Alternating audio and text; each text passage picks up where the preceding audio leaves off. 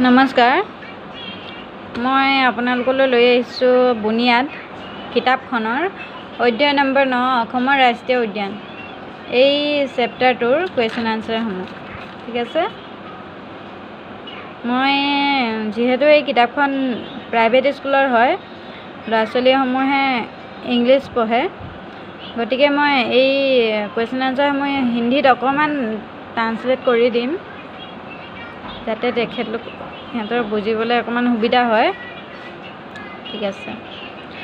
অসমৰ ৰাষ্ট্ৰীয় উদ্যান কেইখন আৰু কি কি? आसाम का राष्ट्रीय उद्यान कितना है और क्या क्या है?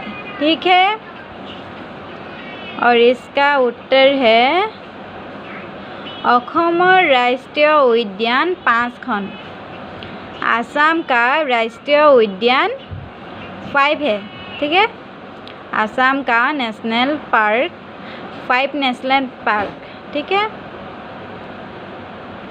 काजीरंगा राष्ट्रीय उद्यान, मानाह राष्ट्रीय उद्यान, नामेरी राष्ट्रीय उद्यान, ओरांग राष्ट्रीय उद्यान, डिब्रू सैखोवा राष्ट्रीय उद्यान। ठीक है, इसका उद्यान का नाम क्या क्या है? काजीरंगा, मानाह, नामेरी, ओरांग, डिब्रू सैखोवा। ठीक है,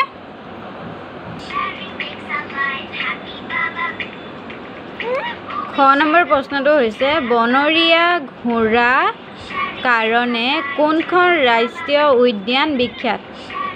क्या है? বনৰীয়া ঘোঁৰা के लिए कौन सा राष्ट्रीय उद्यान? ঠিক আছে, ইয়াৰ উত্তৰটো হৈছে ডিব্ৰু সৈখোৱা। ঠিক আছে, ডিব্ৰু সৈখোৱা ৰাষ্ট্ৰীয় উদ্যানখন বনৰীয়া ঘোঁৰাৰ কাৰণে বিখ্যাত।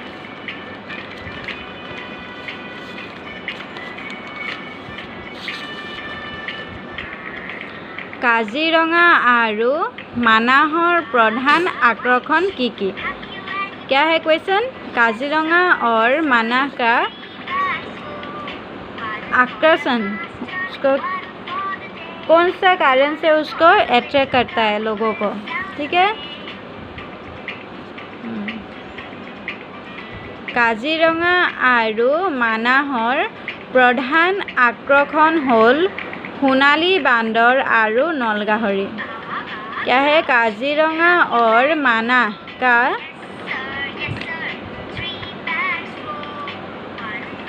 माना को आकर्षित करके खींचने वाला कारण है सोनाली बांदर और नलगाहरी। ये दोनों के लिए वो दोनों ज़्यादा विख्यात है। ठीक है, उसके बाद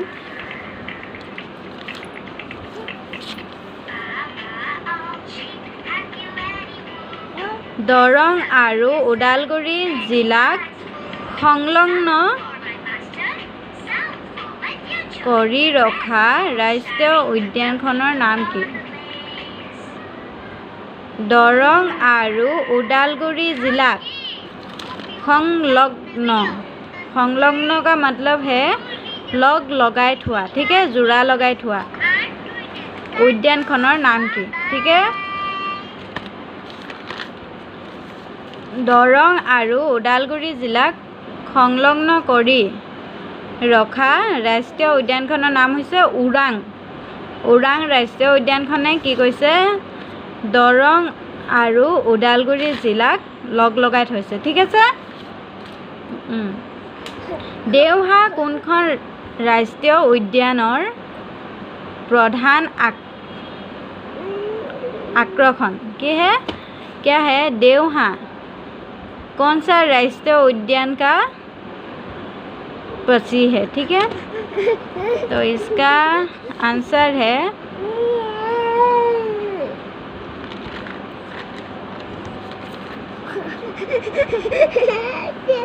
देवहां नामेरी राष्ट्रीय उद्याনৰ প্ৰধান আকৰ্ষণ।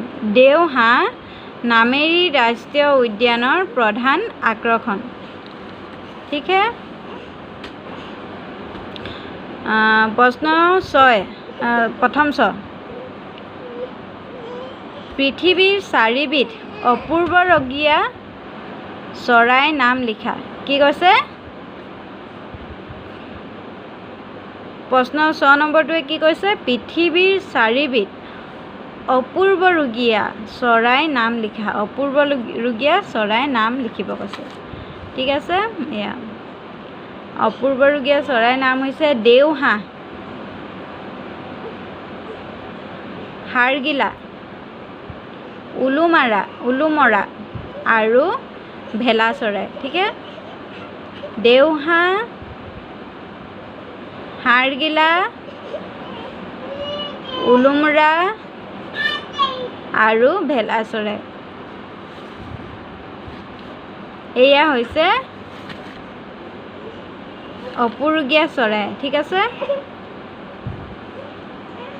2 নম্বৰ কুৱেশ্যন আনচাৰ। ক অংশৰ লগত খ অংশ মিলোৱা।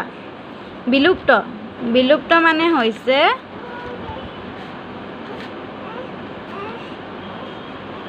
পৃথিৱীৰ পৰা হেৰাই যোৱা। ঠিক আছে, বিলুপ্ত का मतलब क्या है?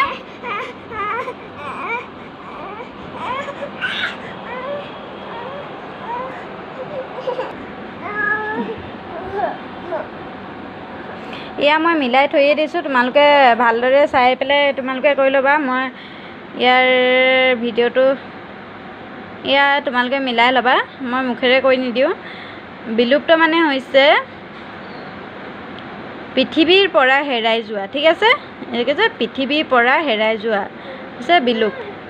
অপূৰ্বৰগীয়া মানে হৈছে দুৰ্লভ। ঠিক আছে, হত্যা মানে হৈছে বধ। ঠিক আছে, সংলগ্ন মানে হৈছে লগাই ৰখা। ঠিক আছে, বিদেশী মানে হৈছে অন্য দেশৰ মানুহ। ঠিক আছে, দেশী মানে হৈছে নিজৰ দেশৰ মানুহ। ঠিক আছে, তাৰপিছত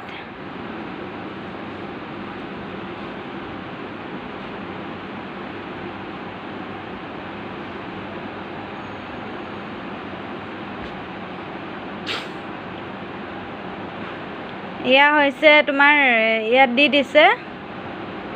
দিছে কাষৰ ঘৰটোৰ পৰা ইংৰাজী শব্দসমূহ বাছি উলিয়াই অসমীয়া শব্দৰ কাষত লিখা।